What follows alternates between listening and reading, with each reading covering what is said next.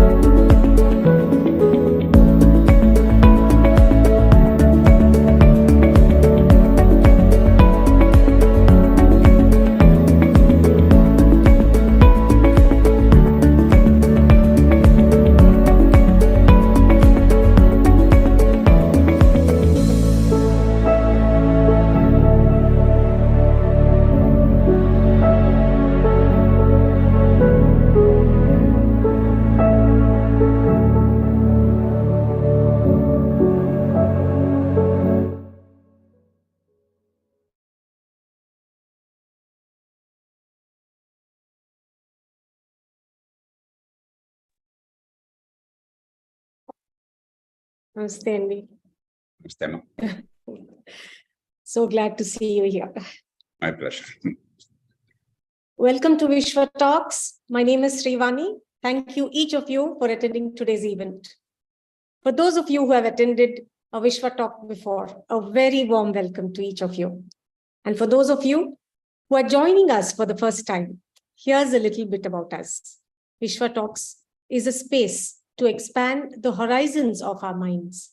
Each webinar, we call experts from different domains to examine opinions, issues, problems, and perspectives. Each webinar is an interactive session where we all walk away with more respect for each other and a deeper understanding of the topic at hand. If you miss a session, please visit our website or the YouTube channel for a full library of past WishwaTalks on interesting topics. Today on WishwaTalks, we will be discussing about public finances. Our speaker for today's WishwaTalks is Dr. Jayaprakash Narayan. He is a physician by training and served as a member of the Indian Administrative Services for 16 years. He had a tremendously successful tenure and held many important positions in the government of South Indian state, Andhra Pradesh. During the course of his service, he acquired deep insights into the Indian governance process and problems afflicting the nation.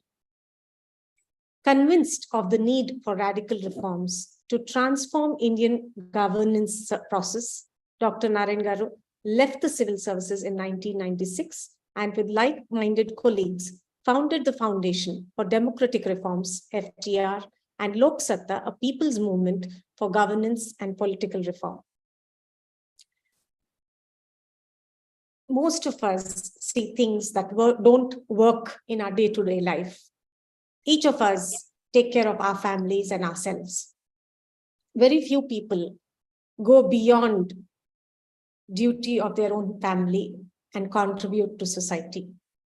It's not easy. One has to sacrifice a lot. One has to have the courage and face tremendous opposition to make a difference. Dr. Narayan Garu, I'm sure I can't even explain what he must have gone through to make a difference for each of us. He has taken on many changes that have to come into our governance. And I know for a fact that he has gotten these changes done. He would meet many prominent people, both in the ruling party and the opposition parties, and ensure those particular policies have been changed. I am not equipped enough to name each of those policies, but I know for a fact they are making a difference in our lifestyles. Dr. Narayan Garu served as a member of National Advisory Council, Second Administrative Reforms and Vigilance Advisory Council. Dr. Narayan Garu is the General Secretary of Foundation for Democratic Reforms. Before we get started, I would like to inform our audience that our speaker will be taking questions from you after the session. So please leave your questions in the chat or raise a hand and we will allow you to ask your question in person. I request everyone to turn on your webcam. Now, without further ado, I invite our speaker to begin today's WishwaTalks. Thank you, Srivani Garu. Let me start off with a sense of where I come from. I'm a great optimist. I believe that a lot of our problems in terms of governance and politics and administration and rule of law, they're not because Indians are useless or incapable or immoral. It's because we have not designed institutions properly. And wherever we did the right things, we got the right results. So there's no rocket science. It's not that one country is capable of running itself well or making democracy work better. Another country cannot do it. Particularly a country like India with enormous strengths in terms of civilization, history, culture, and a whole lot of other things. You only have to look at a country like United States and what Donald Trump represents and what's happening in that country in terms of polarization to understand our enormous strengths as a society and country. So I'm an optimist. Srivani has been very kind. She talked about a lot of things I might or might not have accomplished. Now, I always have a realistic sense. I know in the kingdom of the blind, one-eyed man is the king. So when nothing much happens, a few people who are fortunate to be instrumental in getting some things done, they appear to be great heroes. But I'm very mindful that in the larger context of what needs to happen in the country, what all of us together have accomplished is simply marginal. There is a lot more to be accomplished. I'm extremely conscious of that. The third one, for an optimist, this is actually a slightly distressing statement.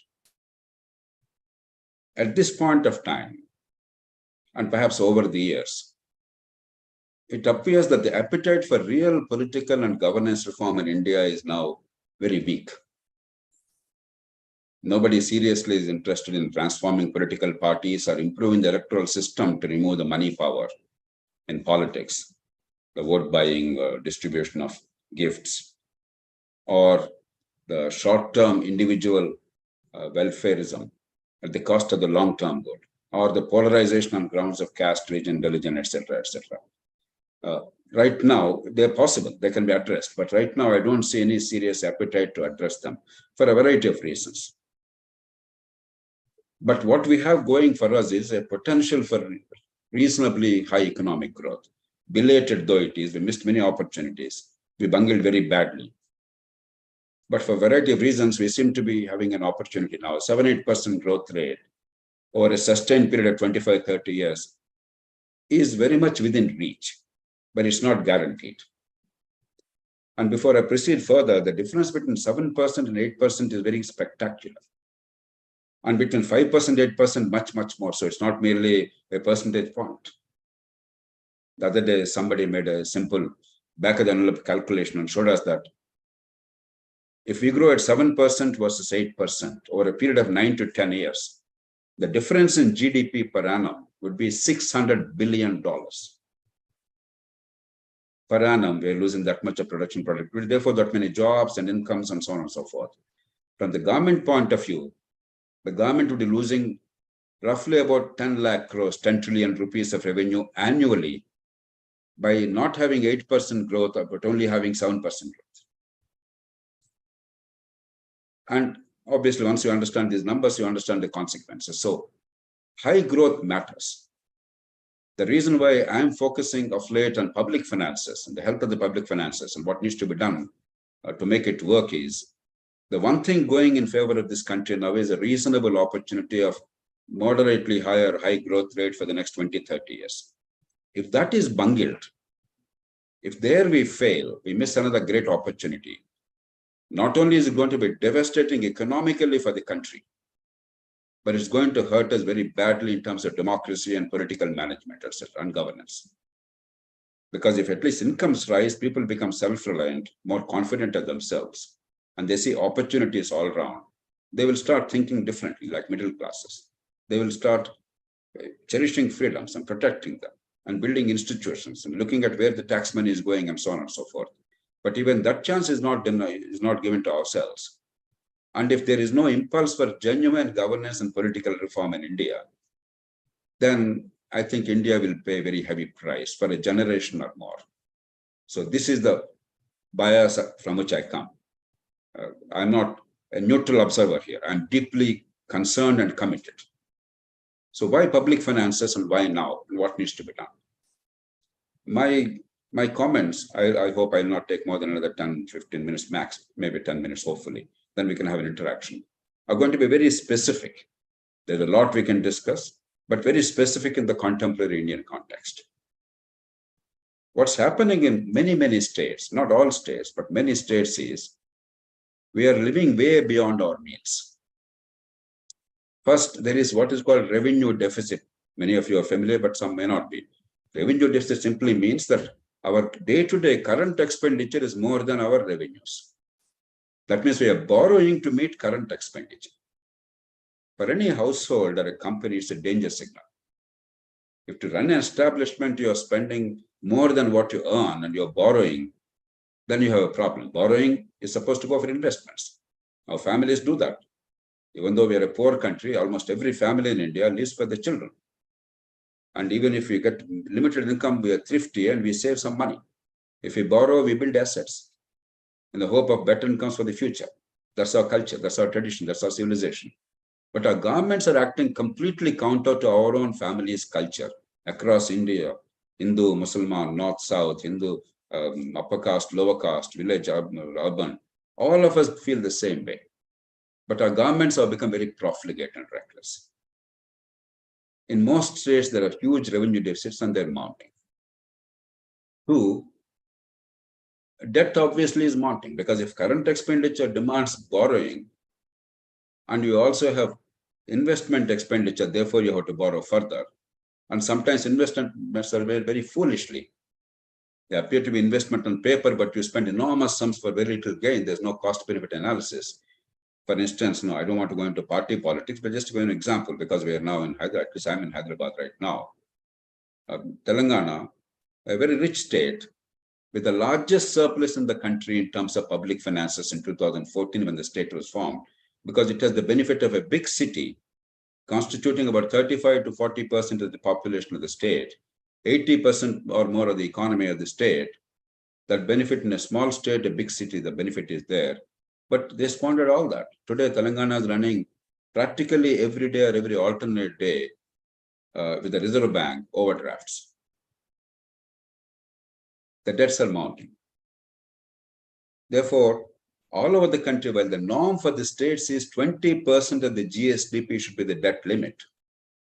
I can understand some slippage because of COVID and some other temporary problems, but states have gone to 50, 55%, some states. And they're also having very large off-budget loans. They're not even trying to show to us in the budget. They're pretending it's borrowed by some corporation. Actually, the government and government alone has to repay because the corporation has no revenue stream. In some states, even the government assets like collector's office, government lands, secretariat, they are pledged as security at high interest rate because they're off-budget loans. In some states, even the future government revenues from, let us say, GST or the state excise duty or something else, they're pledged into an escrow account of the lender. This is unheard of anywhere in the world, that a sovereign government will pledge the future revenues, which are a sovereign function, to a private or some public lender because they're not able to find any other security. That shows how desperate in some situations the things are. So that's where we are. And some states are particularly bad. Some states are doing well. Even a poor state like Orissa is doing well, actually. What it shows is Orissa's example is a very instructive example. Orissa is relatively poor. And Orissa has a popular government elected and re-elected for the past 20 years. And Orissa's public finances are a model for the rest of India. So if you really have the political will, you can be popular, you can satisfy the people, you can improve the conditions, and you can maintain fiscal discipline. So the idea, the notion that no, you're a poor country, what do we do? Fiscal discipline is not possible. It gives all kinds of theories. It's nonsensical. Orissa is an instructive example.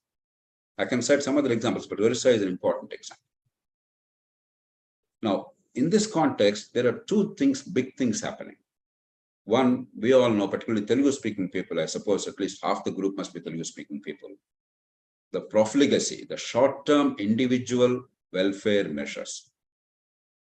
I recognize that in any society, short-term amelioration of living conditions, improvement of the conditions, eliminating the pain of poverty is important. And in a democracy, much more so. In a poor country, much, much more so. All that I'm urging is a balance should be there. If government is all about only the short-term delivery of palliatives without improving the living conditions in the long term, without enhancing the productivity of the people, without ensuring good infrastructure, investment, jobs, quality education and skills, and good health care, then no matter how much you spend, people are forever, perpetually in poverty. You're only pretending to do something good to the people. So some balance is required. That's all I'm urging. I'm not saying you can completely give up all the subsidies that we're giving to the poor. They need it, and we can't give up. And luckily, we don't even have to give up significantly. Actually, we don't have to give up anything except if you have some balance, even from now. If you at least freeze the expenditure and don't go overboard increasingly on a daily basis, expanding the welfare net. Within 2-3 years, things will be much better because we're a growing economy, fortunately. If you grow at 6, 7, 8%, with inflation another 5, 6%, the revenues are going to grow at 14, 15% per annum. So if you keep the welfare expenditure at least frozen, or at least don't allow it to grow too fast, with 15% annual growth in revenues, within 3 years or so, things will be pretty manageable. So it's not an impossible task. It's a pretty manageable task. And a necessary task, because if we don't do it, destruction is awaiting us. But a far more dangerous thing than the short-term welfare measures is a particular Indian affliction. For those who are not familiar, let me give a bit of a background. World over, in mature democracies, rich countries, some not so rich countries, we have some kind of a what you call social security system or pension system. To give one illustration, it could be easier to give one country's illustration that's more or less reflective of other countries. The numbers may vary slightly, but the pattern, the model is pretty similar. Take United States. Practically everybody in the country is in this social security scheme. You all know many people in the US, the moment you go there, first thing you get a social security number. That's almost the most important identity in the United States. Now, whoever is working, they contribute what is called a payroll tax in the US, something else in some other countries, but roughly similar pattern. In the US, for instance, 6.2% of the salary goes towards payroll tax. The employer, if you're a government employee, the government, if you are a private sector employee, the employer pays an equal amount into that fund, 6.2%. If you're a self-employed, there's a slightly different formula. So every month, money is accumulating in this pension fund, social security fund. From that, money is paid after you retire. Typically at the age of 65, some countries 66, 67. France had 62 until recently. With great difficulty, they made it 64 just now. So after that age, you are entitled. So what are the components of social security program in those countries? One, it's universal. Everybody gets it. Two, it is fully funded. You are not taking money out of the tax money in future. You are putting the money today. So it's accounted for. The current generation is putting away money for the current generation's future needs. You are not burdening the future generation. Three, it is not index linked. The money is frugal, so it's not a vast amount, and it does not grow continuously. Whether you're Bill Gates or somebody else, Bill Gates may have to pay a higher sum. I think a salary ceiling of $140,000 per annum. So out of the 6.2% he has to pay, that's the highest you have to pay. If somebody makes only $20,000, they pay 6.2% of that. But they all get the same money after retirement. It's just for sustenance. Now, come to India. Our pension system is only for the government employees, not for the people of India. Only government employees. That means the rest of the population is funding the government employees. In those countries, all the population is funding all the people. Second, our pension is completely unfunded. That means you're not putting away for future pensions money every month now. You are transferring that burden in an open-ended manner to the next generation from their tax money. So for the services rendered to us today, the employee gets pension from our children, from the children's income and their tax money.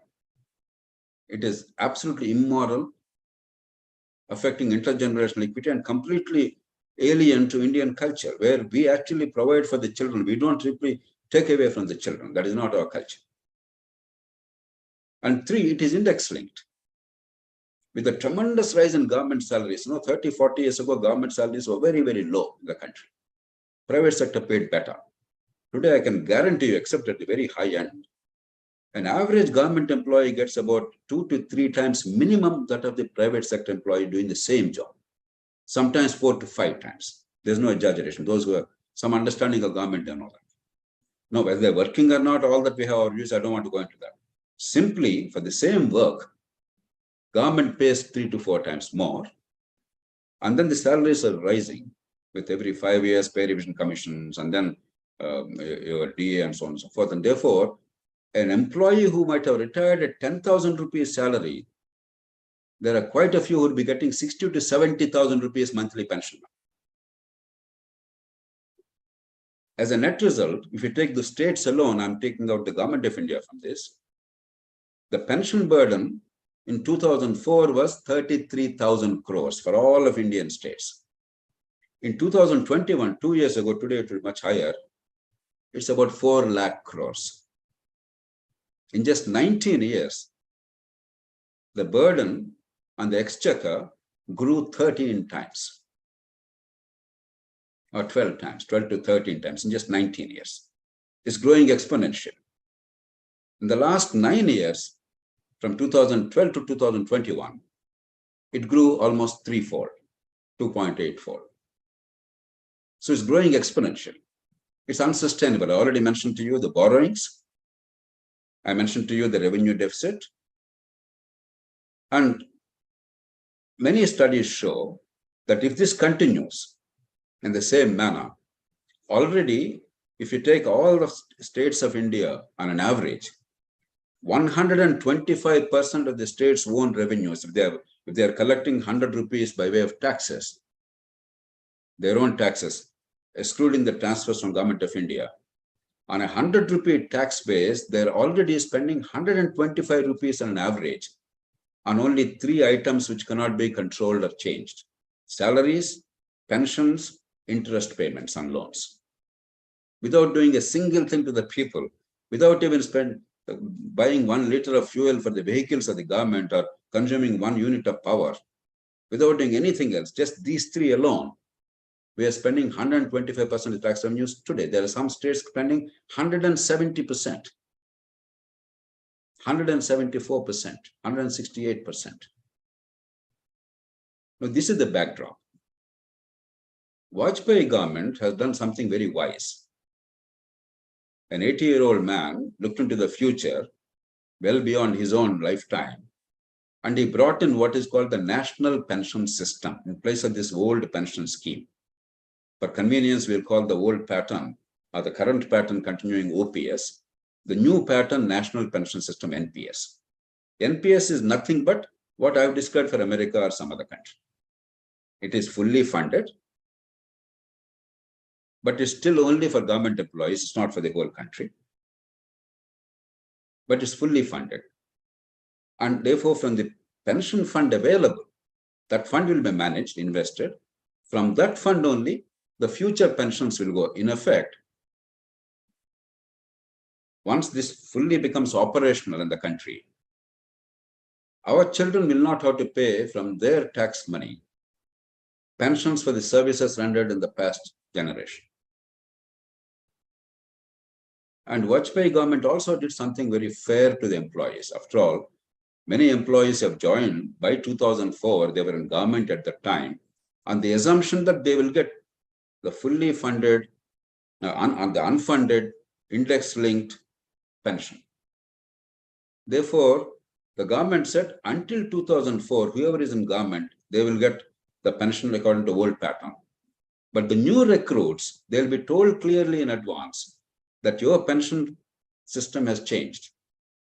It's a national pension system where you have to put money and government puts money. Government of India is putting 14% of the salary. Employee is putting 10%. In America, 6.2, 6.2. In India, for the union government, it's 10% for the employee, 14% the government. The whole country embraced it, union government and all the states except West Bengal. And the system is running very well. The UPA government of Dr. Manmohan Singh continued it and expanded it. 18 years have elapsed. Everything is fine. Suddenly, what's happening is employees in India are incredibly powerful, government employees, unlike other countries. Because we have a very small organized sector, 90% of the workers are in the unorganized sector, weak and poor and voiceless. In the organized sector, government employees tend to have, they're not a majority now, but they still have a pronounced role because they're paid higher and they're in government, they're influential, they're well connected, and of course, they're very well organized. They're building pressure on political parties. You go back to old pension system, though we agreed to the new pension system. That is the contract. We came on that basis. But we have the collective bargaining power. We will vote you out or we'll defeat you somehow or other. Or else they're threatening the parties and governments. Many weak parties are now scared. They're giving up. 5 states have already given up. West Bengal has not joined, I mentioned to you. The states that have joined and operated the national pension system, the funded pension system, have now gone back. Which are those states? Punjab, Rajasthan, Himachal Pradesh, Chhattisgarh, Jharkhand. 5 states already. And not surprisingly, these states are some of the worst in the country in terms of performance already. Punjab and Rajasthan have 160 to 170% committed expenditure for salaries, pensions, and interest, as I told you. And they have the highest debt, 55 to 60. Punjab, if you take everything put together, 60% is reaching off budget if you include. Percent of the GDP, 20% is the norm. Same is the case with Rajasthan. Other states also are now terrified. Political parties and others are terrified. They are tempted now. Now, unless the rest of India raises its voice, we want fairness to employees. They are our people. They are from our families, from our background. They are ours. But the nation cannot exist for the employees. The government and tax revenues are not only for the employees. The tax revenues are the people of India. To build our collective assets, to meet our collective needs, which individuals cannot meet or families cannot meet. That is the purpose of a government. Today, we have nothing left. Now, the people who have joined after 2004, they will start retiring in another 10 years. Some may retire a little earlier because the average age of recruitment is very high now. Unfortunately, we keep on increasing the recruitment age. That's one of the fictions we create as if there are jobs. So until 35, you can join government, or until 40, you can join government. Maybe it's a tamasha. So some may retire even the next few years. But from 2030 onwards, as new people retire, there is no additional burden on account of retirement on the exchequer because already pension fund is there. But if they don't do it, if you go back to the old pension scheme, as in these cases, unilaterally, despite a contract, because the ordinary people are not raising their voice, they are voiceless and they're weak. And the organized minority is very vocal and strong. The consequences are going to be devastating. Some states like Andhra Pradesh, there are data available. The debt will eventually go, it should be 20%, remember. In many states now it's 35, 40%. It will eventually go up to 110% of GDP, GSTP for the state alone. Absolutely unsustainable. Already very unsustainable. The committed expenditure, which is now 125% across the country for the states of their own revenues, will reach up to 215, 220, 230% of their own revenues. This is the single most danger to India's economic growth. India will be worse off than Sri Lanka, Pakistan, Venezuela, Zimbabwe, other countries. It is the most important proximate danger to our growth project for the next 30, 40 years. It's an imminent danger. But because a switchover actually benefits the parties politically, unless the rest of the people understand, there is a strong and vocal group saying, no, we will vote you out if you don't do it. And there is no immediate financial cost on the state because that price you'll pay after 5, 10 years. In a country where there is no tomorrow, all we want is life or death, survive today and get into power today, that 8, 9 years later, the state will collapse is not really engaging the attention of the parties and governments and even the media. I'm not an alarmist, I'm an optimist. But this is alarming. This is the gravest danger to India's future right now, staring us in the face. Can be easily addressed. Before that, just one word. Machiavelli long ago said, a reformer has an incredibly difficult task because he faces the certain enmity of the powerful and vocal few who know what is at stake because their self-interest is affected.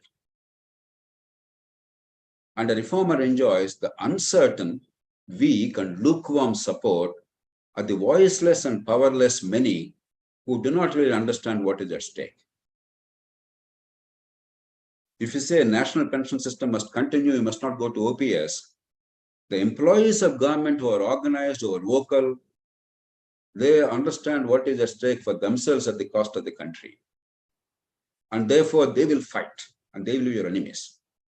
Whereas the people for whom we are fighting, the ordinary people, the taxpayers, the rickshaw puller, vegetable vendor, the taxi driver, the auto driver, the private sector teacher or a factory employee or a software worker, for them, there are 1,000 things in life.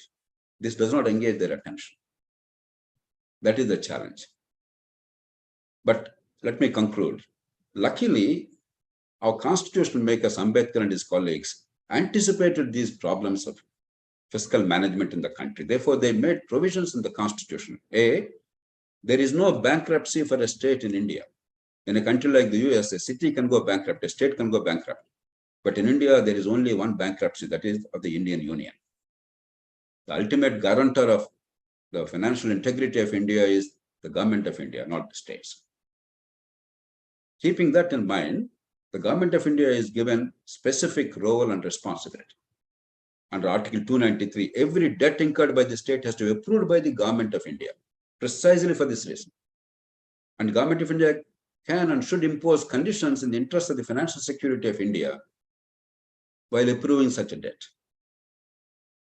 And in extreme cases, government of India can impose a financial emergency whereby all the financial powers of the states are taken away from the state, and to that extent we become unitary.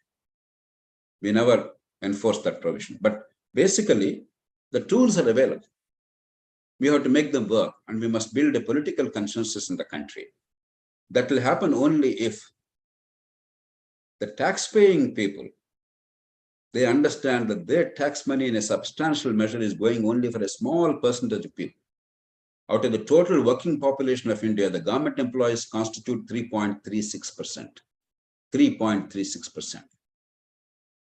The rest of the 96.6% people, workers, they are funding these 3.36% people's very high pensions, unfunded pensions in the future. This is just absurd. So what I would appeal to you is, there are 1,000 things that engage attention, which are intellectually stimulating and exciting and fun. But somebody said, nothing concentrates the mind more beautifully than the knowledge that you only have 15 days to live. I'm not an alarmist. I'm a great optimist. Anybody who knows me or knows about my work, they know that I'm a great optimist. But let me assure you, we only have 15 days to live. If we don't set this right in the next few months and years, a couple of years, if we don't shore up the confidence of the political parties, if we don't build pressure from the tax-paying public about bringing sanity to this expenditure, there is very little that's left for India. We lose at least a couple of generations. It's irretrievable, because once you commit legally to an old pension system, you can't come back. See, the free things to the ordinary poor people, A, they're small for individuals. B, they're going to the poor and large number of people. C, you can always withdraw. The government can change policy or say we don't have enough money. There's no legal liability. Whereas here, no such option is available. And when a contract is available, unilaterally, they are pledging our future tax revenue to take advantage of their their political needs, to meet their short-term political needs at the cost of the rest of the country. So we have to act together.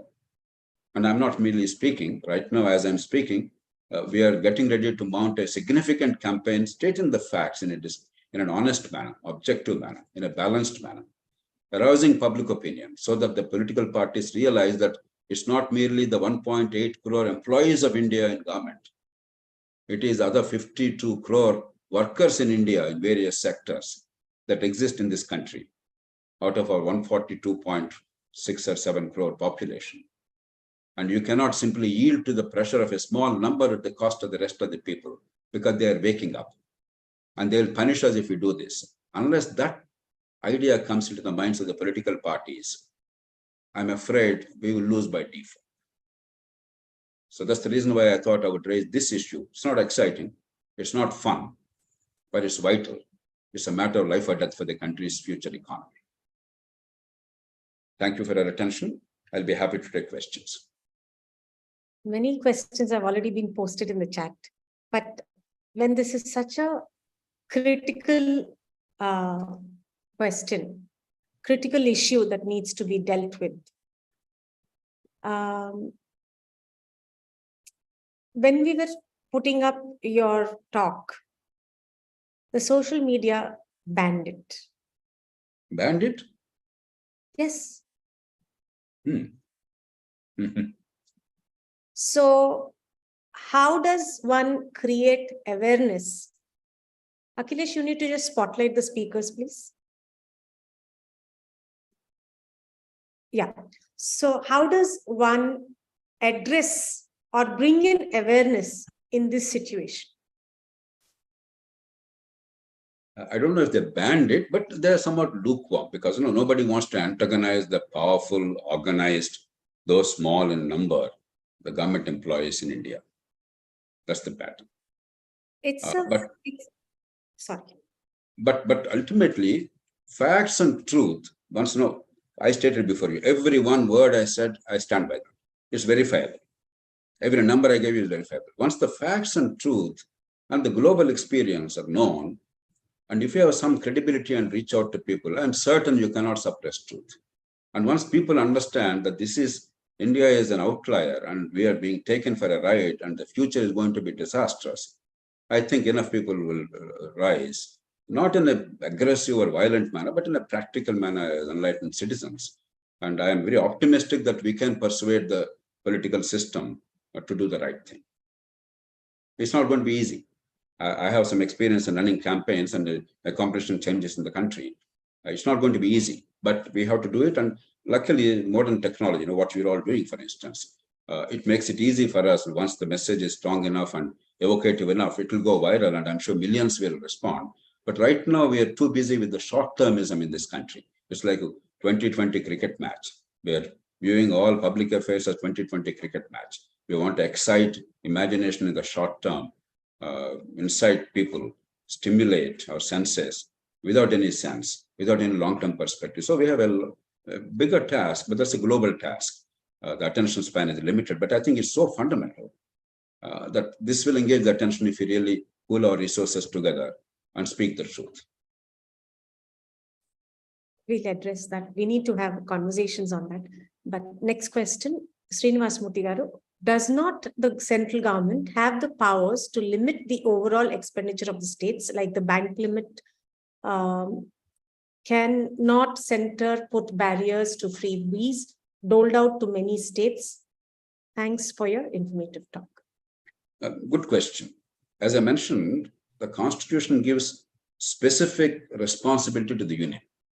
They cannot tell the state what to do, what not to do on a daily basis. That's against federalism. I would be opposed to that myself.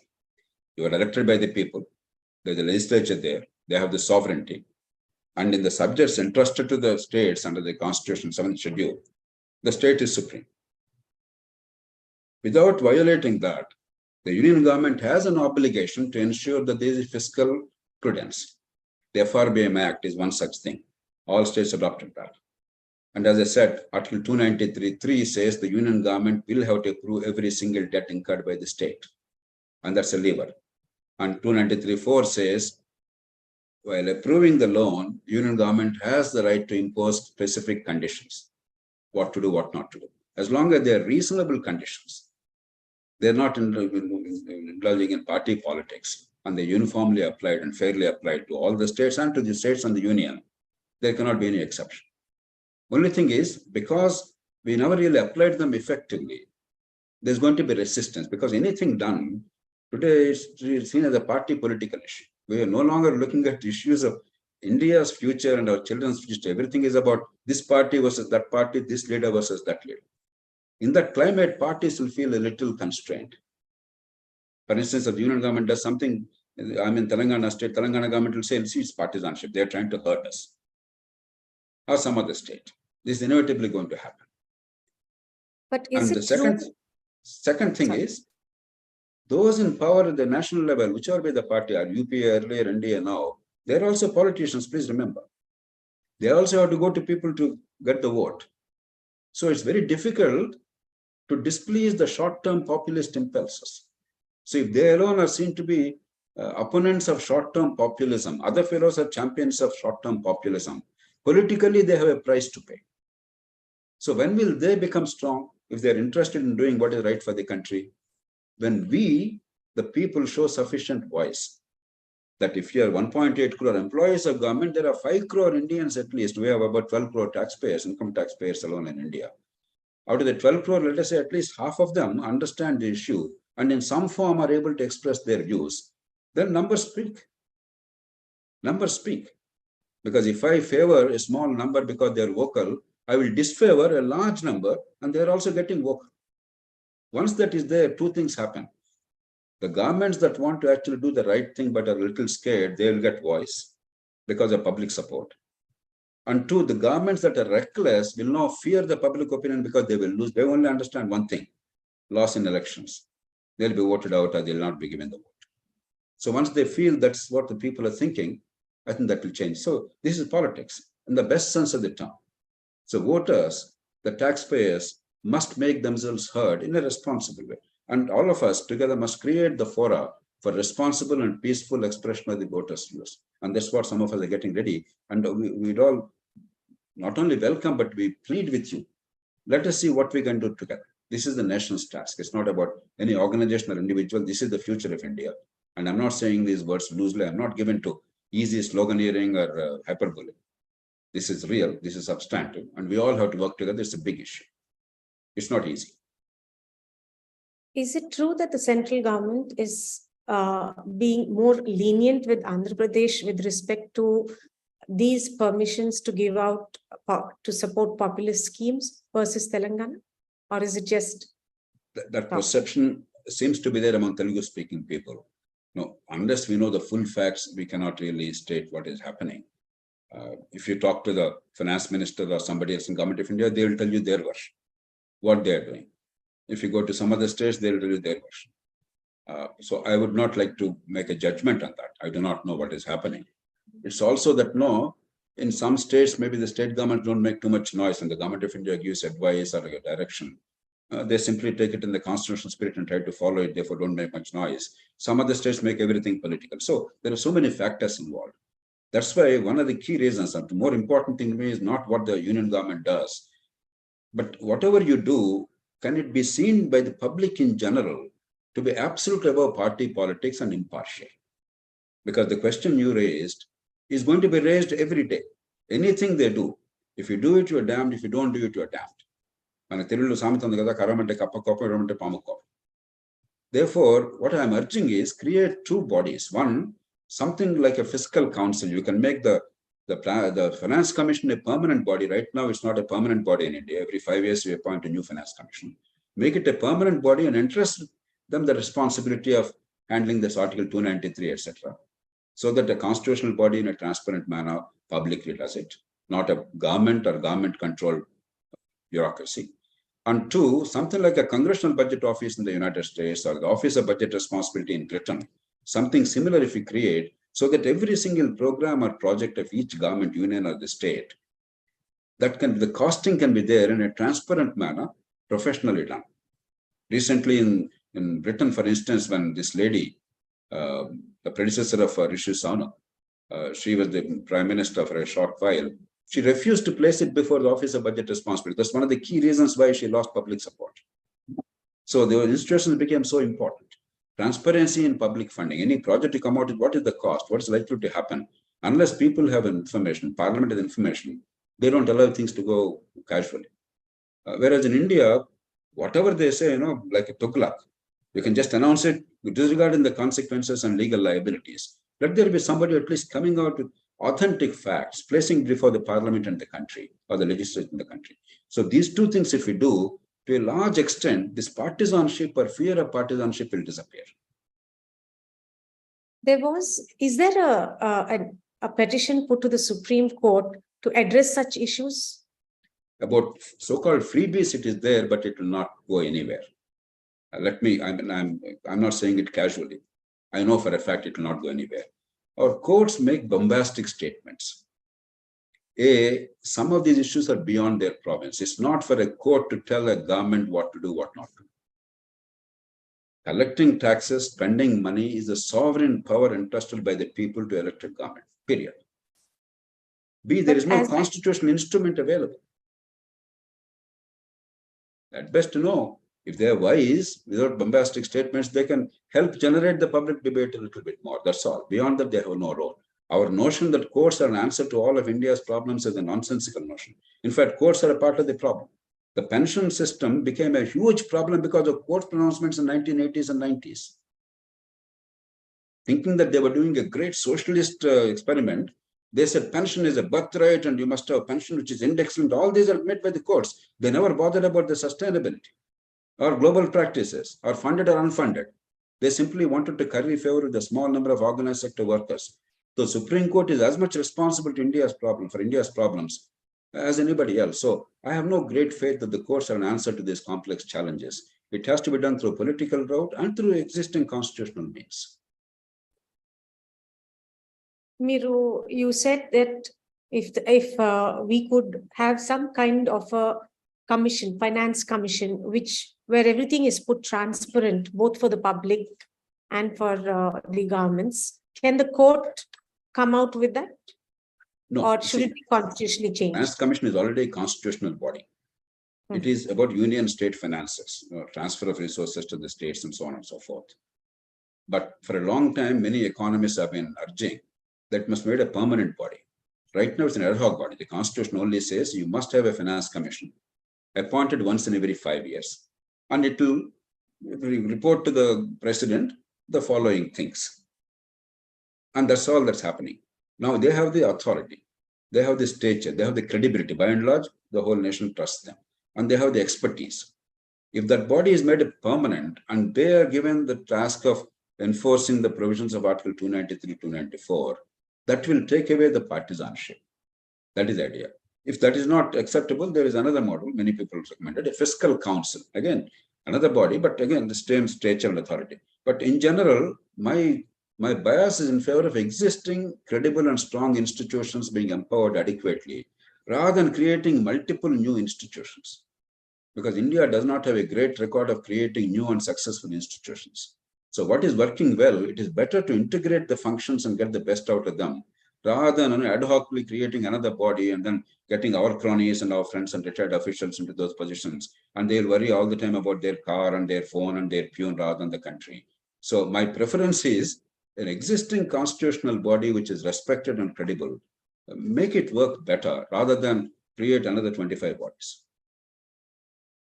Prasad Zurknin garu adigutunnaru. There are some states and central government also exceeding the fiscal deficit limit of 3% of GDP GSTP and deviating from FRMD guidelines. At least there is greater transparency from center now, and they are calling out for greater fiscal discipline. But some states continue undeterred with the impunity to borrow, creating SPVs, corporations to circumvent. That means the state borrowings are not reflected in their budget spendings and continue to borrow outside the budget, as you have already pointed out. Correct me if I'm wrong. Expect firmer action to deter from RBI Center SC. 2, political expediencies are taking precedence over ideologies and good governments. Worrisome indeed. It's totally right. Prasad is totally right. SPVs are special purpose vehicles. So we're using the stratagem to borrow. The borrowing is by the state, repayment is by the state, but you're pretending it's not the state's debt burden, just to try and conceal for some time. You can't conceal for all time. Try and conceal for some time the debt of the government. In some states, things have gone so far that the banks, the public sector banks, refuse to give information to the constitutional authority, CAG, about the state government's off-budget loans. Unthinkable. I never thought I would live to hear that in this country, but I have authoritative information. So, things are going pell-mell, but we can easily set it right. Luckily, our constitution makers are very wise. We always complain about what is wrong with our constitution. We forget the strengths of our constitution because of the 1935 Act and a lot of experience preceding the independence of the country, even in running a federal system. Our constitution makers anticipated these and created instruments. But again, let me reiterate. 2 things. One, even if a government at the union level is going to be responsible, they are also political. To be able to do it credibly with our common consent is not going to be easy. And 2, they also want to win elections. So for them to be seen as villains by the powerful organized groups is unrealistic. No, only a government that is willing to lose power is going to do that unless we stand up. Unless they can demonstrate that enough voters are saying we want it, it will be difficult for them. So don't expect them to commit political suicide. The second thing is union government also, while they're more responsible in general, whichever be the party in power, union government also is profligate. Because there is what is called structural deficit in union government. I don't want to go into technicalities, but just let me give you in a nutshell. Take the current year 23-24 budget figures. I'm simply giving you budget figures rounded off to the nearest 1,000 crores or something. 33 lakh plus crores is the anticipated revenue of the government of India this year. I think 33.3 lakh crores or whatever. 18.3 or 18.4 lakh crores is the transfers to states. 55 to 56, 57% are transfers to states in various forms. The constitutional devolution of the Finance Commission, grants in aid, the so-called centrally sponsored schemes, some statutory schemes like NREGA, etc. Together, they constitute 18 lakh plus crores. 10 lakh 23,000 crores is their interest burden. Their salary burden and pension burden is about 7 lakh 60,000 crores. Add these three heads, 36 lakh crores on a 33 lakh crore revenue without doing a thing. The Prime Minister or the government, whoever is in power, has not done a thing, right or wrong. Already there is a structural deficit, not a revenue deficit, structural deficit of 3 lakh crores. So there is a problem which cannot be overcome overnight, but with diligence, there are ways of doing it. That becomes too technical now for us. So it's not that government of India is also completely off the mark. Who asked them to take on so many burdens? Who asked them to take up so many centrally sponsored schemes and state subjects? So there is a complex reality, but let me not complicate issues. All this can be set right. We are lucky. We are lucky that we have a sound constitutional system with a bit of political will, which can be strengthened by some kind of public assertion, not by 140 crore people, but about 5-6 crore people at least. The organized sector, private employees and self-employed people, those who have enough understanding of issues, if they show some voice, that is enough. We have the political instruments available. We have constitutional instruments available. Anju Rao, suppose we reach a point where the balance sheet shows collapse and the government mulls an urgent bailout. Who and what in the government will be liable? What are the sources of bailout? What will be the international repercussions of this on India with respect to structural deficit, structural adjust programs and the like? And finally, what will be the role of the RBI in such a crisis? We don't have to imagine. Just look at Venezuela, once one of the richest countries among the developing countries and richest in Latin America. You look at Zimbabwe, look at current day in our own subcontinent, Pakistan and Sri Lanka, and their crisis is a relatively smaller crisis compared to what we're going to face tomorrow. So our credit rating will go fat. Therefore, international lending becomes either extremely expensive or it will simply stop. B, investments will come to a standstill. If the government finances are in serious disrepair and there's no realistic hope of improvement, no serious person will invest in that country. Therefore, all our possibilities of growth and employment generation and export promotion will all come to zero. Will all come to halt. C, you have no longer money to even take care of the basic services like rule of law, education, healthcare, infrastructure. So why we created the government, that basic purpose is no longer going to be even remotely served. It's all over. And therefore, there'll be chaos. And inflation will simply hit the roof. Germany, one of the reasons why Hitler came to power in Germany is the inflation after the end of the First World War, after Treaty of Versailles. It became hyperinflation, Practically every day there was a 20%, 30% rise. And every year there was a 1,000%, 10,000% rise in prices. So let's not even go there. We can prevent it. We need to prevent it. It's a matter of life or death for the country, and a country which is now, after a long time, giving itself an opportunity of maybe we can catch up with China, though we're behind them. Next 20, 30 years could be important for us. If we now get into this mess because of one simple issue that we're not able to manage public finances, because not enough people have raised the voice, they didn't have the foresight, that will be an unmitigated tragedy. It's 1/6 of humanity we're talking about. It will be a catastrophe for India, and in some measure, we are not China yet, so it will not affect the world to that extent. But definitely, it also has a significant impact in the world also, because 1/6 of humanity, if it suffers dramatically, it will have consequences globally. And RBI's role is limited. RBI is a banker. RBI is the custodian of the currency. RBI's mandate is to contain inflation. And RBI, in fact, I have been in touch with the RBI governor and others. RBI, I'm now revealing something confidentially stated to me that they have tried to put together a report, but they're worried about publishing it because they're trying to get the sources, authenticate the sources. They're not able to yet. But we have prepared a report. We have already put it in public domain. I'll make it much more public in the coming years. We're going to print it and then send to every MP in the country and to all the chief ministers and all the MLAs in the country and give it in the public domain. But the issue is the oxygen of publicity is going to all irrelevant day-to-day issues. Look at news any day, on any given day, including today on your TV channels, etc. What is engaging public attention in the name of politics or public discourse? What is really important? There's always a huge gap. So how do you excite people about the really important things, but sometimes boring or sometimes a little difficult to understand? That's the challenge. If I can make a comment, Mr. Jayaprakash, thank you very much for a very illuminating talk. I want to share with you an alternative, additional rather than alternative. I am a pensioner myself. I am a central government retired professor of psychiatry, so I know what the benefits are. There are three things which a retired person worries about it. One is survival. Second is healthcare.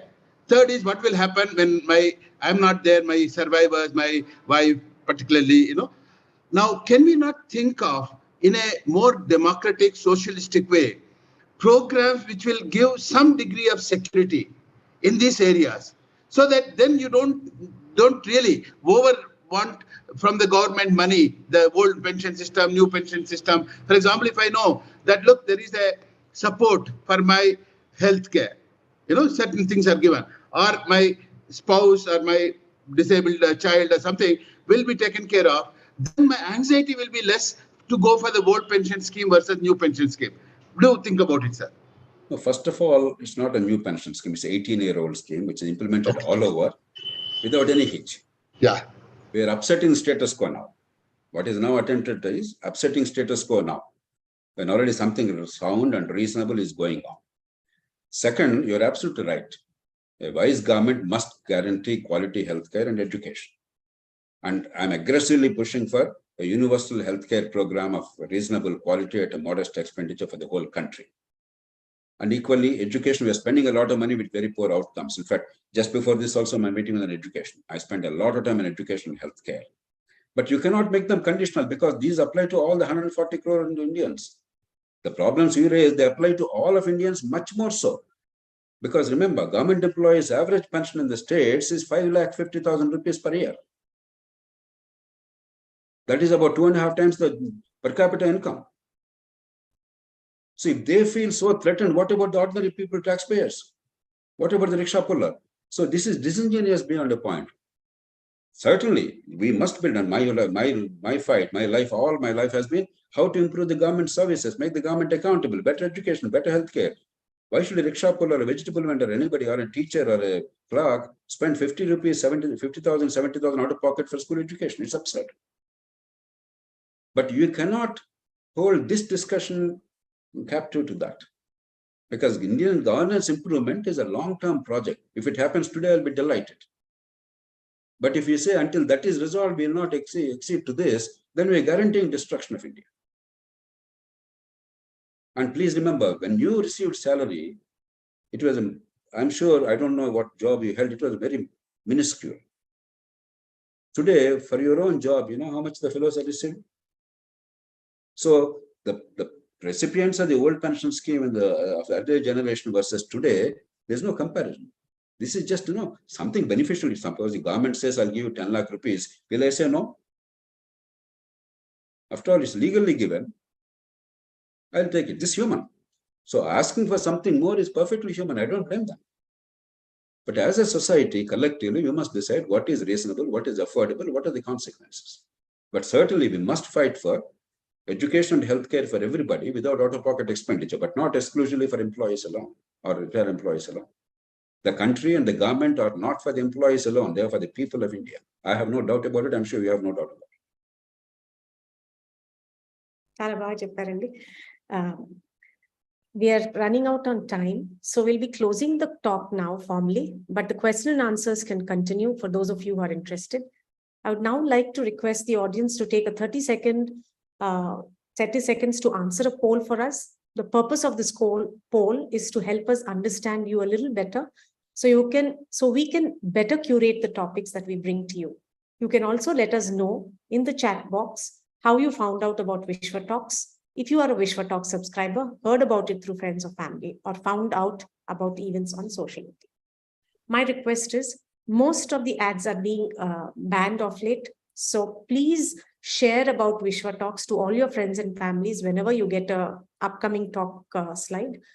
And ensure you subscribe to WishwaTalks, because unless you subscribe to WishwaTalks, we cannot send you a WhatsApp message or any kind of a forward to you.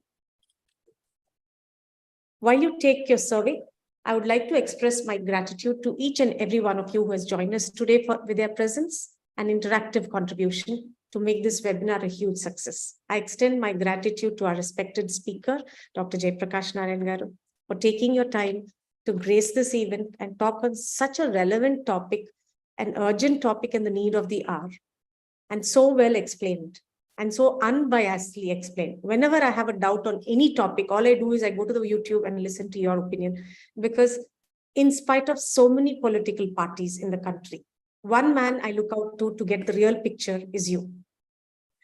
So Thank you, anyway. Some people asked for my contact details. You can reach me on drjp Lok Satta, single word, drjp Lok Satta, Dr. JP Lok Satta, single word, at gmail.com, drjploksatta@gmail.com, 9866187717, 9866187717 is my phone number, but you will probably not be able to reach me, because if I keep it open, I get 1,000 calls a day, forgive me. So another number, they can at least send a message to me and I can contact you. 93976 01372, 93976 01372. And my Twitter handle, I use it infrequently, but I have about 1 million followers, and that is JP_Lok Satta, JP_Lok Satta. My appeal to all of you is, we need to get together. We need to help each other. This is incredibly important. I am not one of those doomsdayers. I'm an eternal optimist. Anybody who knows about me understands that. But this is actually a doomsday scenario for the country, quite needless, easily preventable. And there are easy ways of doing it without too much of political pain or fiscal pain. But if in that discipline, if you don't have, then I think we are doing grave injustice to our children. So please give your strength. We want social media campaign. We want to reach the largest number of people in the country, and then persuade the political parties. So whatever you think needs to be done or can be done, and where you can add strengths, please reach out and we'll have to work. And now there's no time to be lost, because next few months we're going to mount a significant campaign, hopefully.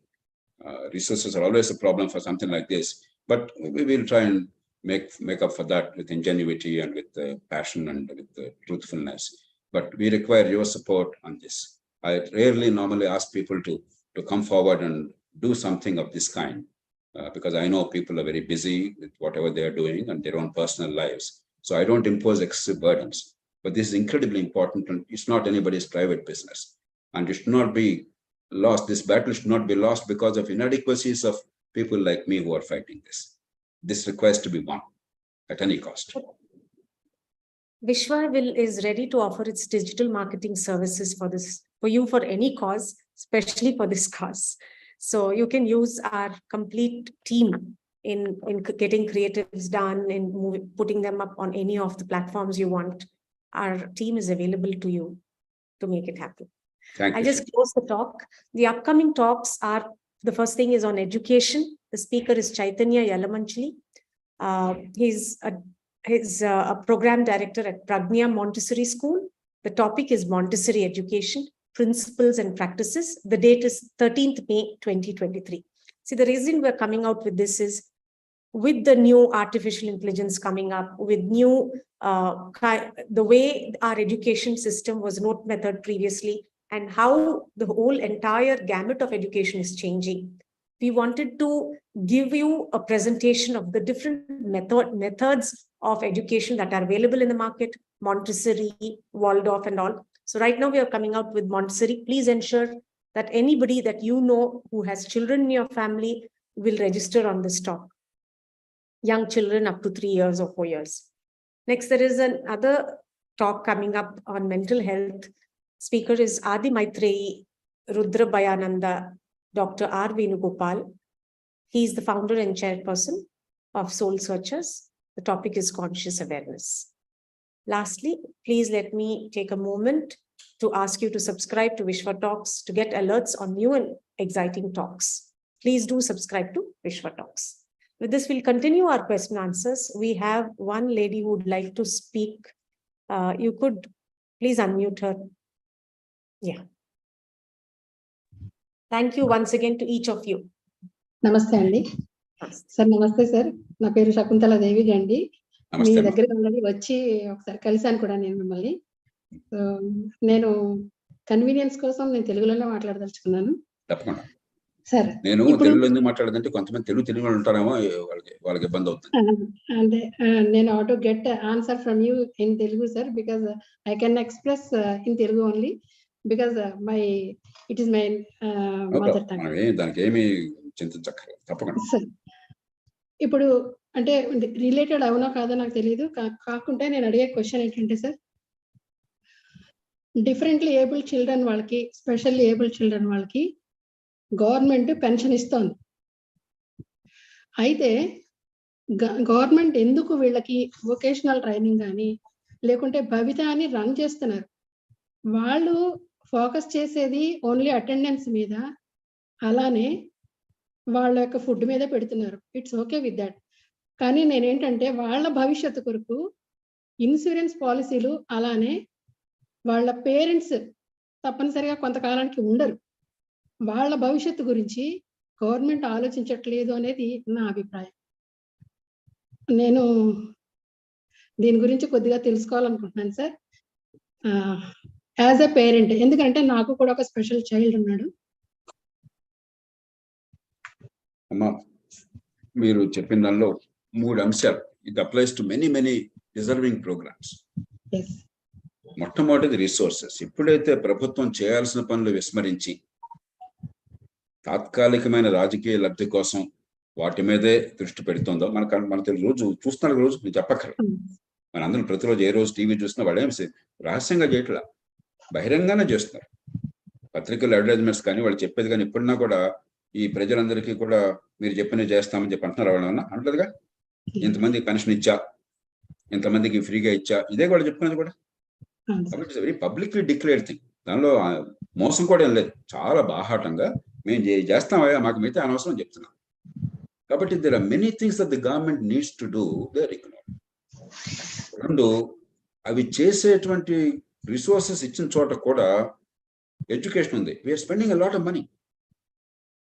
ఆంధ్రప్రదేశ్లో తీసుకుంటే మీరు దగ్గర 90,000 రూపాయలు ప్రతి బిడ్డ మీద ప్రభుత్వం ఖర్చు పెడుతోంది స్కూల్ స్థాయిలో. 90,000 చిన్న డబ్బు కాదు సంవత్సరానికి. చదువు ఏమి రావట్లేదు. So even where resources are available, government has neither accountability. దానికి జవాబుదారితనం లేదు, సామర్థ్యం లేదు, పట్టించుకునే రాజు లేడు, ముక్కుపడిగా చేస్తారు.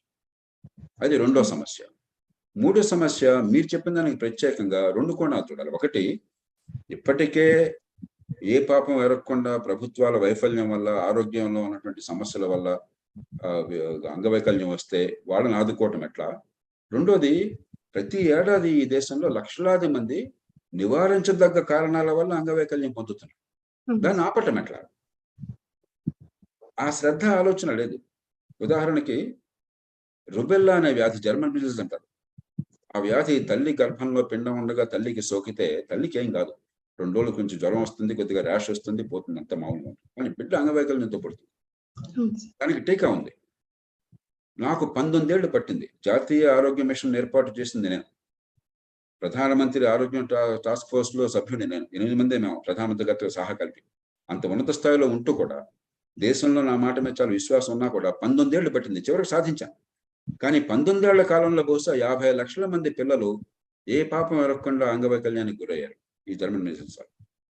సో మనం మొన్న పరిమితమైన వనరులతో అత్యధికంగా మన మనుషుల సామర్థ్యాన్ని పెంచడం ఎట్లాగా, ఆరోగ్యాన్ని పెంచడం ఎట్లాగా, సంక్షేమాన్ని పెంచడం ఎట్లా ఆలోచన లేదు.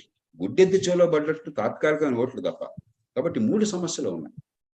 ఒకటి వనరులు, రెండు, వనరులు ఉన్నా కూడా దృష్టి లేకపోవటం, సామర్థ్యం లేకపోవటం, జవాబుదారితనం లేకపోవటం, ఉదాసీనంగా చేయటం.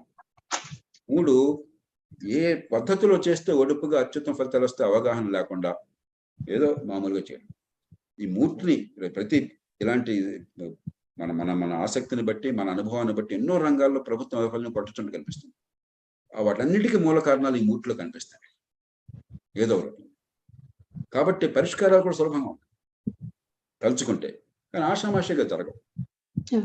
అందుకే ఇప్పుడు ఇవాళ మనం ఫోకస్ చేసిందంటే ఒక కీలకమైనది, ప్రతిదాన్ని ఇంపాక్ట్ చేసేది. ఇది వనరుల మొత్తాన్ని ఇంపాక్ట్ చేస్తుంది. అసలు ఇది పోతే ప్రభుత్వం ఇంకేం ఉండదు, ప్రభుత్వం చేసే పనులు ఏమి ఉండదు. ఇంకా ప్రభుత్వం ఎందుకంటే రౌడీ మామూలు కలెక్ట్ చేయడం కోసం ఉన్నట్టు ఇప్పటికీ చాలా చోట్ల అదే ఉంటారు ప్రభుత్వాలు. ఎందుకంటే రౌడీ మామూలు కలెక్ట్ చేయడం కోసం. వాళ్ళ వల్ల మనకు సేవలు ఏమవుతాయి, పనులు కడుతున్నప్పుడు ప్రతి వాళ్ళకి కన్నెలు వస్తాయి. ఇన్కమ్ ట్యాక్స్ కట్టినప్పుడు కానీ, ప్రాపర్టీ ట్యాక్స్ కట్టినప్పుడు మనం అందరూ సంతోషంగా కట్టేవాళ్ళు దాదాపు ఎవరు లేరు. ఎందుకంటే ఆ కట్టడం వల్ల ఏం జరుగుతుందో మనకి ఇది అర్థం అవుతుంది. కట్టాలి కాబట్టి కడుతున్నాం, బాధ్యతగా కడుతున్నాం, అంతేగాని మనసు పెట్టి పట్టట్లేదు. ఎందుకంటే దానివల్ల మనకు ఉపయోగం కలగట్లేదు. ఇప్పటికీ అట్లా ఉంది, రేపు పొద్దున నాశనం అయిపోతుంది. Okay, next question from Anju Rao. Politically, what must be the first thing to do for the unorganized sector to become a politically influential vote bank? Why are the parliamentary committees on Finance and Public Accounts Committee not flagging this issue on the pensions in the capacity of legislature, which is non-political largely? Very often in parliamentary committees are a little better than state committees. State legislative committees are a joke. Let me be a little blunt. Parliamentary committees are a little better, but not really good. They are not on par with British or American committees. They are mostly advisory, and the government may or may not bother about them. But they try to do a little more professional job. But even there, whenever there is a potential for polarization, the parties dictate the members' views. Even if members private to know what is right and what is wrong. Take the formulas. Formulas are extremely necessary. They're not sufficient. They're not a panacea to all the problems, but they're, by any yardstick, by any rational analysis, they are absolutely for the farmers. But see the debate in the country, in the media, outside, it never went to the parliamentary committees. So the problem is excessive polarization because the party bosses dictate the agenda, even if the members know otherwise. And committees like Public Accounts Committee, they actually do post-mortem. They have very little role in ante-mortem. That's why Fiscal Council or something like Office of Budget Responsibility, they are vital to do the ante-mortem. Before the event, actually, they come out with information and generate public debate. And our parliament is hopelessly underserviced. They don't have much information. Members of parliament have very little information, very little knowledge base, very little research capability. You take a country like United States, the lowest ranking member of the Congress has at least 3 assistants. The highest ranking member has 160 member office.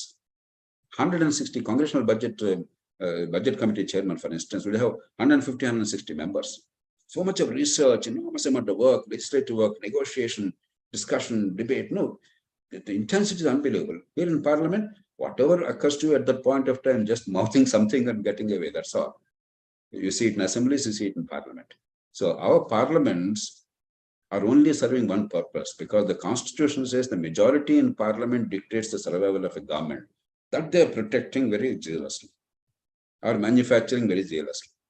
And second, because the Constitution said the budget has to be approved by the Parliament or the state legislature, and the laws are to be approved by them, to that extent we have the sessions. If you take the state legislatures, the average duration of state legislatures in a year, 22 days. Some states are doing 12 days.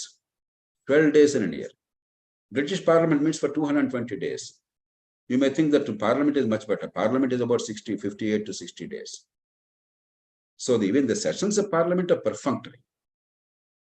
Assemblies, though, they're gone. So we are simply going through the motions. It is all shadow boxing. To the extent that the Constitution necessarily says you shall do it, that much we are doing. Anything other than that, we're just ignoring. Our Parliament and legislatures have become irrelevant. And I'm not saying this casually.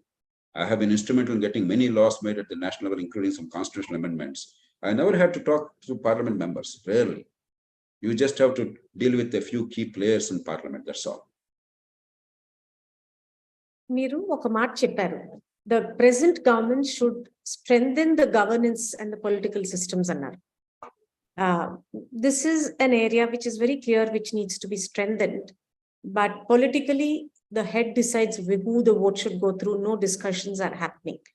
So what actions can be taken to strengthen this system? Is it really possible? ఎందుకంటే మనం ఒక meeting పెట్టినప్పుడు 5 కన్నా ఎక్కువ వద్దండి, decisions లేకపోతే అవ్వమంటాం. అలాంటిది ఒక పక్కన మనము లేదు, the leader should not take a decision, which is happening right now, but discussion should happen అంటున్నాం ఒక పక్కన. ఇంకో పక్కన it doesn't sound practical. So what is your advice? But first, what are the things that need? మనకి తెలుగు సామెతంగా విష్ణుమూర్తి ప్రత్యక్షం ఏం కావాలో కోరుకోబెట్ట అంటే మనం చెప్పగలగాలి కదా. మేనమాచోలు వెంట్రుకలు మరిపించి స్వామి అని కాకుండా we must be able to precisely define what is needed. There are 3 broad areas that require desperate attention. For any logical and rational mind, there is no serious dispute at all. We all agree, even when we fight on 100 other things. Number 1, what to do with the political parties which became private estates? Political parties must be the people's platforms for political activity.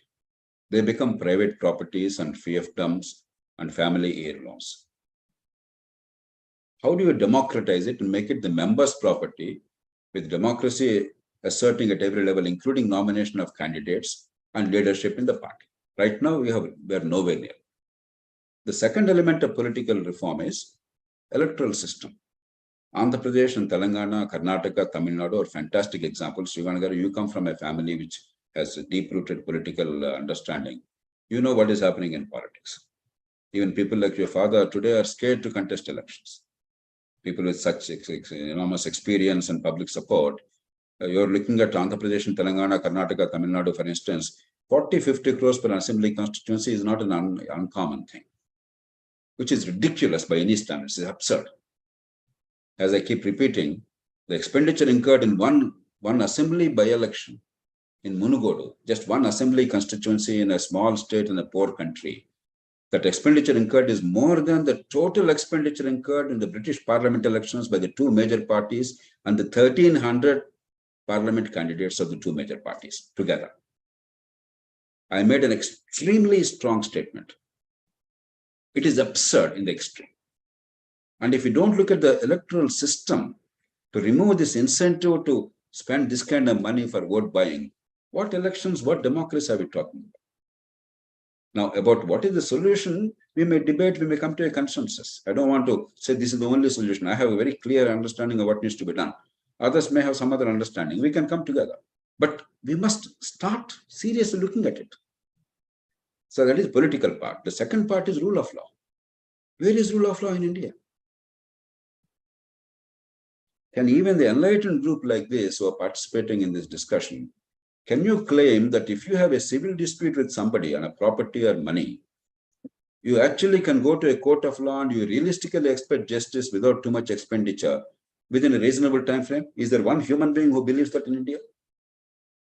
What rubbish are we talking about rule of law and justice in this country? How can economy grow? How can contracts be honored and respected, trusted? How will people invest? If I don't trust what's happening, that's why most money is going for speculation, because we don't trust the future. We don't trust the other fellow will honor the contract. And we're all completely undermining our future, our children's future. Rule of law, both civil and criminal justice system. Again, there are multiple things. I held a 9-day conference with 50 of the most eminent Indians, including Supreme Court judges and former Chief Justices involved in that. So those who have worked for a lifetime to understand what is done, they're very precise and verifiable solutions. That is the second broad set. The third is decentralization of power. Our power is entirely in the hands of 2 functionaries, the Prime Minister and the Chief Minister of a state. Nobody else matters. China, which is an autocratic system, is far more decentralized than India. We call them a dictatorship, we call ourselves a democracy. This simply will not work, but in a responsible and accountable way, in a way that delivery is possible. Again, there's a lot of systemic design issue involved. So these 3 areas, Vajpayee, he didn't have power because he had a marginal majority, lost by 1 vote, and he always had to negotiate. But at least he was raising the issue. You remember, every other day he used to say, all of us, the members of parliament and legislators, we are all starting our political lives with a lie. We are signing an affidavit saying that we did not spend above the expenditure ceiling imposed by a law. And it's all a lie. Let us do something about it. No, it's incumbent on the party leaders to honestly come before and say there is a problem. We are vilifying them. They're not villains. If Karnataka election is being held, whether it's Congress or BJP, they have to win the election. In the current situation, if you think that they can actually do what is right and honorable and can win even one assembly seat, you don't understand, you are from Mars. They are forced to do what is necessary. Yes, in the short term. But is it not their obligation to come before us and tell us, look, this is the problem. Let's do something to fix it. Otherwise, the politics is a mess. No, they're not saying it. Start that. So we treat the people as adults. Be open about it. And there are solutions available. I don't want to prejudge these things because I've spent a lifetime looking at this. So for me, everything appears to be easily solvable. There's not a challenge of India which is not amenable to a solution. I'm not worried at all about that. It is our incapacity to imagine. So the specifics we can discuss, but we have to have a serious national dialogue. Not every day, the media and others know. Look at the news headlines today. For a few minutes, by mistake, I tune on TV. Normally, I don't watch TV. I don't read newspapers. I scrupulous that the secret to my sanity is staying away from all this stuff. But the occasions when you do it, what rubbish. We have no respect for ourselves, for our lives, for our future. What we discuss, what we treat as important, that says a lot about us. We must be ashamed. This is just not right. I wanted to thank you on behalf of the citizens of the country for when you picked up Vajpayee Garu's question on the affidavit, the difference you made on that topic. I would like to thank on behalf of all of us Indians for what you have done. It's a huge contribution. Perhaps I'm not able to explain it in this platform, but what you've done is a way forward. And you showed us that, yes, this is possible in India in spite of our current circumstances. One more question. Miru, 5 to 6 crores of people who are educated, who are entrepreneurs, who are paying the taxes, these are the people who need to be educated. And if we can mobilize this voice, all the changes that we require for the well-being of the country is doable. And how do we reach out to these 5-6 crores? I wish I had a ready answer. It's going to be a challenge because attention span is increasingly limited world over, not only in India, world over. People don't have patience to go into any detail. No, Abraham Lincoln's time, there used to be 6 to 8 hour public meetings and debates without a microphone. Remember, there was no electricity at the time. There was no microphone. I don't know how they had 5,000 gatherings and bellowed and all that and had the debates for 6-8 hours. But people were engaged. Today, world over, there's no attention span. Too many attractions. The second is hyperpolarization. On extremely trivial, inconsequential issues, we get so excited and angry and worked up about things that matter nothing at all and ignore completely the more important issues. Hyperpolarization. These two are fundamental challenges, but look at the positive side. A lot more people have global exposure. There is fantastic technology available to reach out. And the fact that we are able to meet digitally without really any additional cost and spend time in the quality discussion itself is a tribute to that. That is happening in a poor country like India, where 30 years ago, even telephone was unheard of for 99% of the people. It's a miracle of technology. So there are many things happening positive also. I think human society, particularly in large countries like ours and diverse countries, has not yet understood how to leverage it fully. We are all making efforts. I think we can do that. I'm an optimist. I believe technology is our greatest enabler.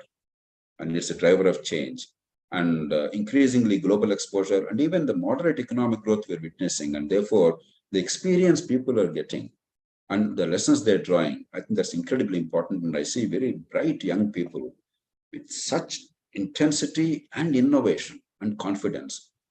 I find it absolutely awesome. I'm not saying everybody is there. Only a small percentage of our educated youngsters, and 80% are getting no education worth mentioning. It's a joke. It's a piece of paper which is irrelevant. But the ones who are getting, that number is not insignificant and their power is not insignificant. You have to somehow leverage, and the greatest challenge is synergy. How do you bring people together to work for a common cause rather than each working in isolation? Certainly we have to work on whatever is important for us, But on fundamental issues, we must also learn to work together. I think we're on the way as a country. Last question, Andy, from KK Reddy Garu. Sir, do you feel the courts are exceeding their jurisdiction? I have no doubt about it. I've been one of the sharpest critics of that. I am the architect of the 99th Amendment to the Constitution, the National Judicial Appointments Commission. I put together a committee headed by the three greatest jurists of India in the past 50 years, Justice Venkatachalaya, former Chief Justice, late Justice J.S. Verma, former Chief Justice, and late Justice V.R. Krishnaiyer, former Justice. These, by any standards, by common consent, are the greatest jurists of this country in terms of intellect and integrity and sense of public purpose. I urge them to come together, prepared a 55-page note about judicial appointments, global experience, etc. They came together, buried their differences, and came up with a model. We kept the government at the time and the opposition fully informed, whichever was the party in power. And therefore, even before the 2014 elections, we brought about the consensus, because the elections, what was introduced could not be taken forward. And then the next government took it forward by common consent, by unanimous consent, with one dissenter, Ram Jethmalani. It was enacted. But the Supreme Court, quite unconstitutionally, I have no doubt saying it publicly, I've been saying it repeatedly and publicly, in a self-serving judgment, quashed it. In no democratic country does the court appoint itself. Does any authority appoint itself? Democracy means ultimately you're accountable to the people. There cannot be something like theocracy of Iran, Ayatollah Khomeini, or Ayatollah Khamenei, or whatever the current man's name is. That is not democracy. Courts cannot function as a theocracy. God has not given anybody as a gift to any people. Do you get democratic legitimacy to the people or not? Either directly by the people or through the electoral legislature, directly or indirectly, you must be accountable. Your power should be traced to them. That is the ultimate failing. And unfortunately, the well-educated people, middle classes and media don't understand, let alone ordinary people of India. We think courts are wonderful and everybody else is bad, and we don't realize how much damage we're doing to ourselves as democracy. But that apart, the courts have spectacularly failed in doing what they ought to do. The Supreme Court takes up dozens of cases a day, which is an insult to the constitutional court of the country. US Supreme Court takes only about 100 cases a year. 100 cases a year. And once a case is taken up, all 9 judges sit in the hearing. And there's no adjournment. The case until its conclusion will continue. 6 days, 5 days, 7 days, 3 days, whatever it is. And if at the end of the year there are some cases not heard, they are simply discarded. They'll come some other time. If they're not resolved until now, the heavens have not fallen, tomorrow they will resolve. So they will decide which is important at that point of time. Our Supreme Court is behaving like a second-grade civil court. And they think they are busy. Yes, they're busy doing nothing of significance. Other courts are even worse. Anybody, even a simple thing like a negotiable instrument act, a check bouncing, you just go to a local court, civil court, and see how long, or a criminal court, see how long it takes, how many adjournments, how many sittings, see the level of competence, level of concern to deliver justice when facts are incontrovertible, when evidence is absolutely there. What should be decided in 5 minutes takes 5 years. So our judiciary has spectacularly failed in its main duties. They are not alone, because the rule of law is a larger issue. It's also about police, about prosecution, about procedures, about infrastructure, about the number of judges. But having said that, judiciary has not acquitted itself very well. It's simply entered into areas which are none of its business. It's very fond of grandstanding without substance. And it causes problems. Take Rahul Gandhi's disqualification. Why was that made? Why did that happen? Because Supreme Court, in its exuberance in 2013, they gave a bad judgment. Well-meaning. They were exuberant. They were angry with what is wrong with politics. But judgment was wrong. Section 8(4) of the Representation of People Act, enacted by the Constituent Assembly. Remember, the first provisional parliament was the Constituent Assembly. When they sat to make the Constitution, they called themselves Constituent Assembly. When they made laws, they called themselves Provisional Parliament until 1952. So these were the people who made the Constitution. They enacted that. What did they say? If you are convicted of an offense while you are a member of the legislature, let us wait for disqualification until an appeal is disposed of. Because you go in appeal, Suppose an appeal, the conviction fails, you will be restored as a member. Suppose meanwhile you have an election. Who is the authentic member? They want to avoid that foolishness. That was meant to be only for the term of office for which the member was elected. What did we do subsequently? We applied it in perpetuity. If I am a member while I am convicted, when I was convicted, and if I filed an appeal in our country, it takes 25 years for the appeals to be disposed of. Until they are disposed of, I can contest. That's just a stupid interpretation. That should have been quashed. Instead of quashing that, they said 8-4 itself is gone. A member goes out immediately. And recklessly they made that. That was wrong. And they said, even Article 103 of the Constitution is not relevant. You don't have to wait for the president. So it is this exuberance. I'm not attributing malice. That is unwise. So I can cite any number of examples. I understand the importance of judiciary. I'm a creature of emergency. My whole generation, many of us, our ideas, our worldview, they were framed by emergency. Therefore, we understand the importance of independent judiciary and rule of law. But what's happening is not independent judiciary and rule of law in this country in a large measure. Still, we require judiciary. Therefore, we must be very careful about criticizing them. But we must reform it. There's no question about it.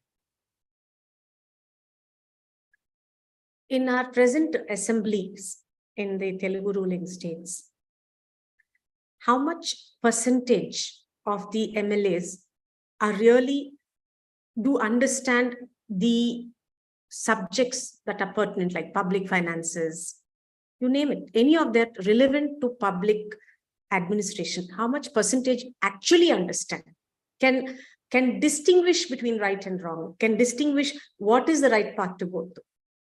So you want to go to one of the fallacies of our country is our assumption that politicians are fools. Trust me, I'm saying this with the deepest sense of responsibility. While very complex technical issues may be difficult even for me or you to understand, most of the issues that matter to the public, the legislators are extremely competent. Don't ever underestimate their ability to organize lakhs of people, to get the mandate of tens of thousands of people in an election, and then to deal with the complex conflicting interests on a daily basis and reconcile them every day and retain your reasonable level of popularity and credibility. You know how incredibly tough it is. They're all doing that. Whenever they are given real freedom to make a difference, then suddenly you see the quality in the discussion and debate. But because we made them ciphers, once a legislator is elected, he's irrelevant. His only purpose is to raise the hand. Thanks to the 10th schedule, the 52nd Amendment and the later 91st Amendment, we made them captives in the hands of the party bosses. They have no freedom at all, and therefore there's no incentive at all. And we encourage only the bad behavior because only when they do rabble-rousing or bad behavior there, violence or throwing the mic or going into the well of the house, only that is publicized. A truly brilliant contribution to public discourse is there that's hardly mentioned. So we did many things wrong. The problem is not about the intelligence or the ability of the legislators. The incentives are wrong before getting elected and after getting elected. So trust me, even today, and I'm saying this with a deep sense of responsibility, there are many extremely competent, public-spirited, genuine people, even if they spent money to get elected, because today, almost nobody can get elected without spending money illegitimately. They are forced to do that. But even in those circumstances, you have so many public-spirited, well-meaning people in every party. In every party. I'm not mentioning one or two because they'll say, what about them? What about them? It's not proper. But trust me, don't lose faith on that. That is not the central issue. The incentives are wrongly aligned. That must be altered. Guddu mundu ostunda, kodi mundu ostunda antunnaru. Is it the voter taking the 15,000 rupees per vote, or is it the politician who has to earn the money he spent? Now it's too far. Both are no longer, they're both victims. Both victims. The voter is taking money because the voter does not see any other value for the vote, honestly. If you vote for the right person, nothing much is happening in your life anyway. Therefore, the voter is now succumbing to either the money for the vote or the freebies offered by a party, and they are delivering freebies, remember. They're actually delivering freebies, or the emotion, caste, region, religion. So it's not an accident. the legislative candidate, he is forced to spend money. Probably in the last 30, 40 years, I was the lone legislator who did not spend a single rupee to distribute to anybody and got elected. But that's an exception than the norm in this country. So blaming either is not of any consequence. There are objective conditions, circumstances in which this is happening. So my own judgment is that we have come so far now. If it's 30, 40 years ago, it was different. Today we have come so far, we need to change the electoral system so that the vote buying will not give you any advantage. In our first past the post system, buying vote, if I spread the net wide, I don't know where the winning votes are going to come, because one vote more I win, one vote less I lose. In that climate, everybody is forced to now spread the net wide and give money, distribute money widely. It's not the voters alone getting the money. Even the opposition party voters are getting money. In one election, the then ruling party ministers came and told me, sir, in Nadadaka, we used to believe that what you were saying would happen, if not today, tomorrow. Now I'm losing that faith. I said, what happened? He said, there's a by-election. We are going to lose. We understand. But still, we wanted to get a reasonable proportional vote, honorable vote. Therefore, we spent 45 crores at the time, the minister told me, because of the conditions. And we wanted to limit the expenditure. We told our party workers, we'll distribute money to you, but not to others. They said, no, we must distribute everybody. We said, why? They said, if you don't distribute to them, they will not distribute to us. A real story. So, things are not going too far. To therefore moralize and blame the parties is no use at this stage. We have to look at the electoral system. How do you change the electoral system? Oh, it's easy. Technically, it's very easy. In fact, in 2005, we were this close to changing it. I don't want to go into details, but unwisdom of one human being who was critical at that time, that cost the country very dear. And he was a very honest man. It's not honesty that's the issue. Wisdom is the problem.